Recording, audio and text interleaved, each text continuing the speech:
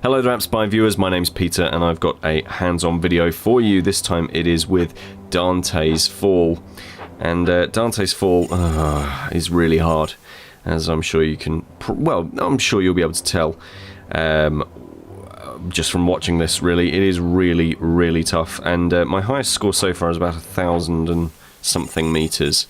I'm not the best at these kind of Twitch games, but I'm also not terrible. Like, I'm okay at Flappy Bird, and I'm alright at Super Hexagon, and I'm pretty good at Pivot and Wave and all of these sorts of things. But this game has me absolutely stumped. So the whole idea about Dante's Fall is that you're in some mechanical thing, like a robot sort of thing, and somehow it's managed to penetrate into the depths of hell. And it is falling down, and the whole idea is that you're trying to guide it down. Oh, come on. You're trying to guide it down without hitting the sides and see if you can get to the 9th circle of hell. So, an admirable task. But you can't, because it's really hard. So it's not all just this red stage. You do see later stages that are sort of different colours and different objects to avoid and that sort of thing, but I've not seen any of them. I've seen them in the screenshots, but I've not seen any of them otherwise. And the reason is that the game just moves way too quickly, way too fast. So this is the first stage. I haven't got this set on hard or anything like that. There's not extra difficulty settings. There's nothing like that. It is just absolutely rock solid, super hard, and is that my best? That's nearly my best run there, 1,029 meters. The trick, as far as I can tell, is to look not at the thing that's about to hit you, but the thing that's going to hit you after that. I think that seems to be the trick, really. And I say that, I'm not doing very well.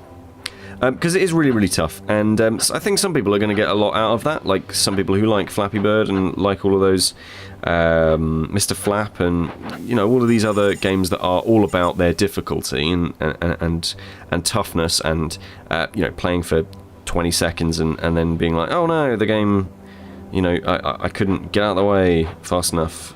You know, 20-second play sessions, that sort of thing. I think it's going to definitely appeal to that kind of person, and it is slick, and it does run, you know, it does run fast. But I think for most people, it's going to be a case of they'll get it, download it, play a few times, and then go, that's too hard for me. Like,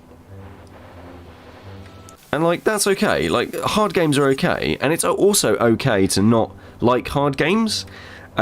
And this is super hard, like it's rock hard, it's way harder than Super Hexagon. And we were talking about this on the Twitch stream the other day, which is, obviously, if you haven't come to check that out, twitch.tv/appspy. We were talking about this game the other day on the Twitch stream, and I think we kind of got to the bottom of why it is that this is less likeable than something like Super Hexagon. And I think it's because Super Hexagon, after 10 minutes of play, you know, you can probably play on the lowest difficulty setting for about 45 seconds each round, maybe 60 seconds each round, before smashing into something, you know, and you do feel like there is like this sense of progression. But with this, it just gets way too quick, way too fast, and that's really disappointing. So the other thing that's kind of annoying about this thing, come on. The other thing that's annoying about this thing, so let's say I want a free continue. Free continue. So we're watching an ad. There's home alert. Simpsons tapped out. This game is life-runningly fun. So that's our free continue, so we're waiting for that to end. I can't believe that we just gave tapped out a bunch of free exposure there. So there we go, that's the free continue, and we start at 518 meters, huzzah! And we get our camera back, and we can keep going. And is that cheating?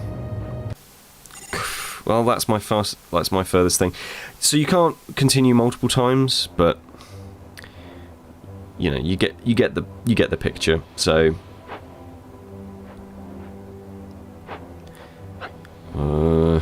Have you played that Simpsons Tapped Out game? Not good, is it? Not good. I don't like it anyway. And then there's a whole bunch of ads all the time. There's ads all the time. I'm gonna hit my best. Here we are. Dante's Fall leaderboards. Let's go here.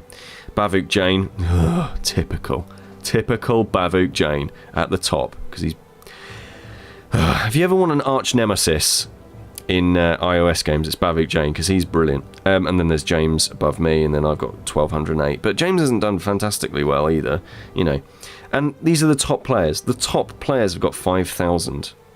Like, you know, you can challenge people and all that sort of stuff. But I don't know. I like, the leaderboard support is adequate in that it is there, but it isn't very deep, because it is just this one mode. And this one mode gets far too fast, far too quickly for you to really practice at it, so you don't really get much better at it. It's like the difficulty level is a wall. It's practically a wall, and it just stops you from going anywhere. Like, it's the steepest climb. Yeah, I don't know. It's just not my bag, really. But I think some people will. Oh, there's another ad, and if you can put up with all the ads, you know, there we are. You know, maybe you'll get something out of it. Obviously, this is just a hands-on video preview for you. The game is out right now. You can go and grab it. It's free to play. I would really have liked, like, the ability to spend 69 pence so that I could get rid of these stupid ads, and maybe like some different difficulty levels, maybe a tutorial, maybe, you know, some kind of help to get through this. But you know, the game is what it is. Dante's Fall out right now. Let me know if you grab it, and pop your high score in the comments below.